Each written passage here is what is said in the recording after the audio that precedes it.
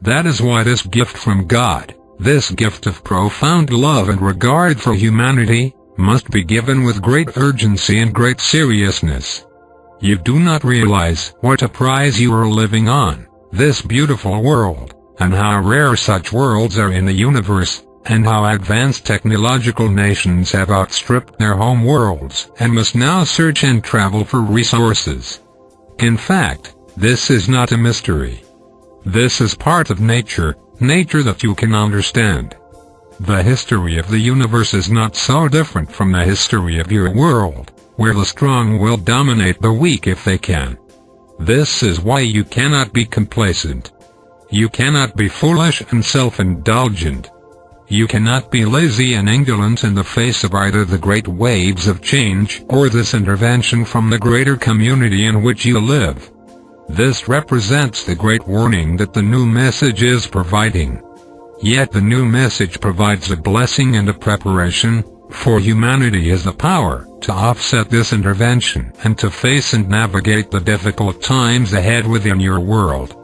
Humanity has sown the seeds of its own demise through misuse and overuse of the world, but this can be mitigated to a great degree, an adaptation can occur. But to do this, humanity will have to unite. It will have to end its ceaseless conflicts and prepare to face a world in decline and to face competition from the greater community. Here your times have the power to either defeat you or to unite you and uplift you. The decision rests not only with governments, but with each person, their ability to face change, to respond to change, to prepare for change, to adapt to change and to unite together for mutual security. For the emphasis now must not be on the national security for one nation alone, but on security for the entire world. Interventions such as you are facing now will continue because you are a weak and divided race living on a beautiful planet. This will draw others here to attempt, primarily through persuasion and guile, to influence humanity to unite with them, to become dependent upon them and to trust in them. These persuasions will not cease even if this intervention is thwarted. It is like the young girl entering the big city, thinking that everyone will be her friend, not having an idea of how she could be preyed upon and taken advantage of, and all of the myriad persuasions that can be placed upon her to acquiesce, to give herself over. This is the complexity and challenge of living in physical reality.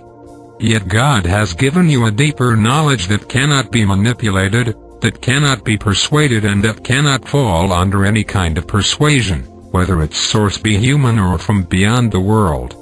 Knowledge within you only responds to God and to knowledge within others. It cannot be manipulated, it cannot be persuaded, and that is why it represents your greatest strength, your core strength, the most reliable aspect of yourself.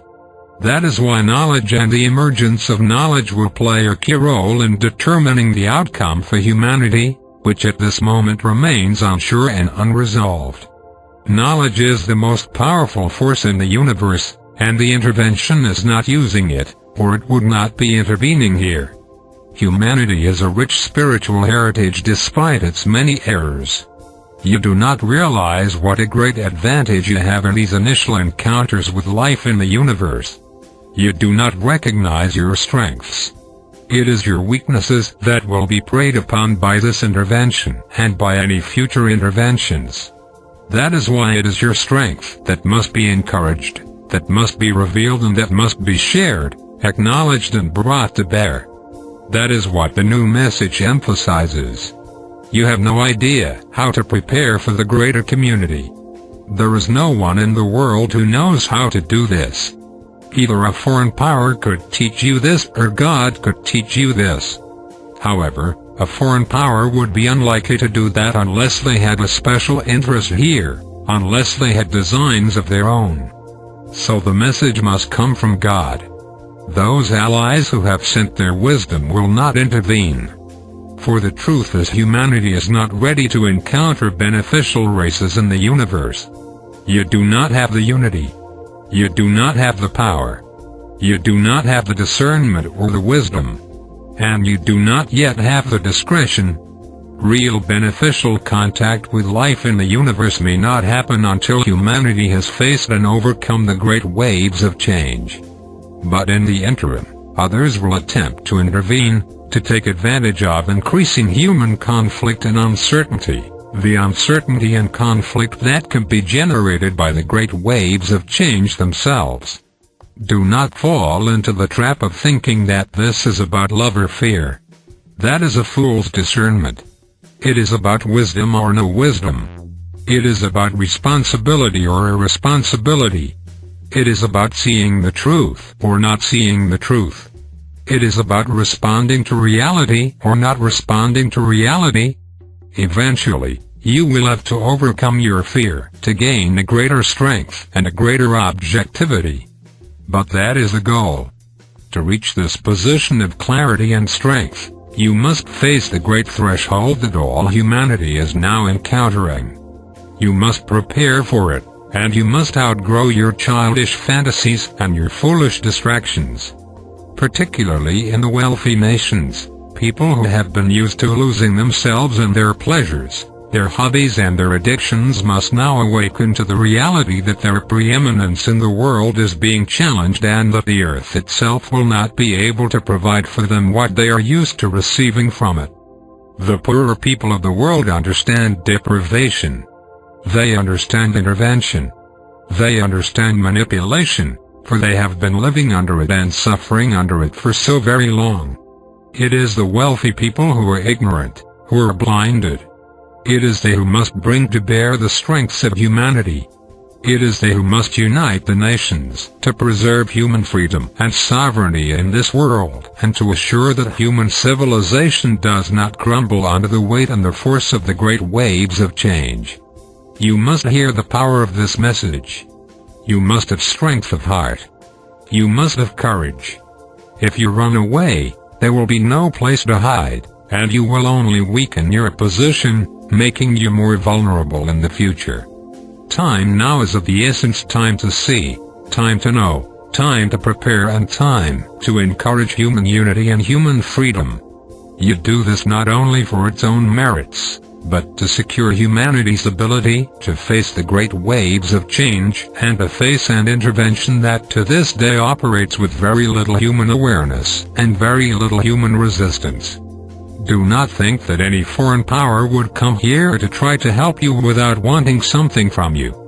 Do not think any foreign power would extend itself to humanity and its difficult circumstances, expending this wealth and this energy, unless they had a great and secret motive. History teaches you that intervention is always carried out for self-interest, and that the races who face intervention, should they succumb, will be devastated by it and in some cases destroyed entirely. You have seen this in your history. It is known in your world. It is part of your experience of life and of nature. You must be realistic. You must be honest. The situation is not as confusing as you think it is. The cloud of confusion is perpetrated by forces both human and alien who seek to keep humanity out of the picture, who want to keep humanity divided, weak and unresponsive. But the picture itself can be easily seen if you have the courage to see and the right information and understanding. But it creates a deceptive environment, this intervention. It has many human allies now who are part of its deception, who will speak of the great alien presence, its gifts of technology and its promise for humanity's future. Be very careful now. Be very careful and use discernment. Do not fall under such persuasions perpetrated by powers that have never revealed their true purpose and meaning, that function here in secret, that are engaged in many activities, many of which are nefarious in nature. Reserve your judgment until you can learn and see more clearly. The blessing that the new message is presenting is the recognition and assurance that humanity is a greater power, the power of knowledge. Humanity has a long tradition of religion and spirituality that, despite its many errors, has kept humanity's ability to follow knowledge alive and has kept compassion and giving alive in this world, whereas these things have failed in so many other worlds. Humanity has great strengths and great promise. Religion and spirituality are still alive here in contrast to where they have died out in highly technological societies. In this, you have a gift to give to the universe. But first you must survive the great waves of change. And you must survive these initial attempts at intervention into the world. You must unite. You must be self-sufficient. And you must be extremely discreet. These are the three requirements for any world or association of worlds to establish if they are to be free and self-determined in a universe full of greater persuasions, in a universe where competition is taking place on a scale you cannot even imagine. It is time for humanity to grow up, to unite and to become strong. It is time for humanity to cease to be a weak and divided steward of a beautiful planet and to become strong and united for the preservation of the world and for the preservation and advancement of human freedom and sovereignty here. God has given you this world to provide everything you need. Should you exhaust your natural inheritance, you will have to seek what you need from other powers in the universe. If this occurs, you will lose much of your freedom and self-determination, becoming only a client state to foreign powers, who will not hesitate to take advantage of your weakened, dependent position. This gift is a gift of love. It is a gift that comes with great urgency. It calls to a greater knowledge and sobriety within you. Your intellect, your thinking, personal mind that has been so conditioned by the world may argue against it, may contend against it, may refuse it, may deny it, may try to compare it with other things, or may try to unite it with other things. But this communication is for a deeper part of you, the part of you that cannot be fooled and that is not foolish, the part of you that is strong, the part of you that is naturally compassionate, the part of you that is united and capable of union with others. Humanity has great promise to become a free and advancing race in the universe. But to achieve this, it must face the results of its own misuse of the world. It must unite. It must become strong, and it must care for this world so that its self-sufficiency can be maintained into the future. Only if you can achieve this will beneficial contact with other races be possible. And even here you will need to exercise great discernment and discretion. For freedom in the universe is rare. Free and self-determined races in the universe are rare. In this, you do not realize the great advantages that you already possess in the limited freedom that you have been able to establish here in this world, and how much it has produced a benefit for humankind. This is the world you have come to serve. It may not be what you want it to be, but it is right for why you are really here, for you have come with a greater purpose and a mission. You have come to make specific contributions to the world in concert with certain other people.